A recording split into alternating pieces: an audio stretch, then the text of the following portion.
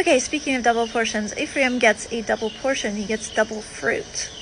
He's doubly fruitful.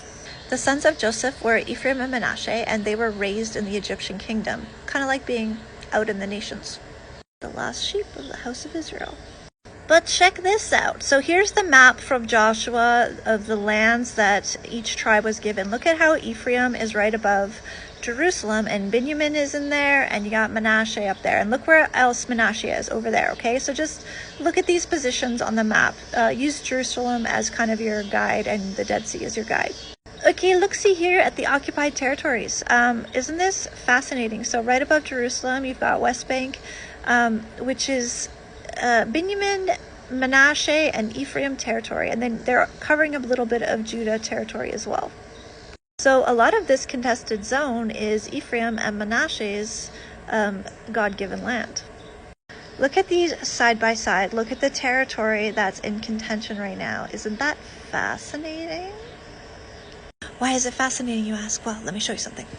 Okay, folks, let's go to Ezekiel 37. And you, son of man, take a stick for yourself and write on it for Yehudah and the children of Israel, his companions. And then take another stick and write on it for Yosef, the stick of Ephraim. Okay, so Joseph's kids were Ephraim and Manasseh, and all the house of Israel, his companions. Then bring them together for yourself into one stick. Graft them together, and they shall become one in your hand. Okay, so right before all this, Ezekiel is being told to speak to dry bones. And when he speaks to dry bones, the dry bones come back to life.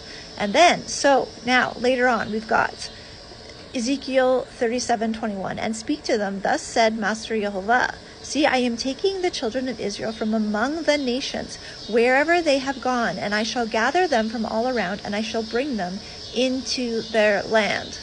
And I shall make them one nation in the land on the mountains of Israel. And one sovereign shall be sovereign over all of them. That's one king, you guys. And let them no longer be two nations, and let them no longer be divided into two reigns. They're going to have one king together in the land.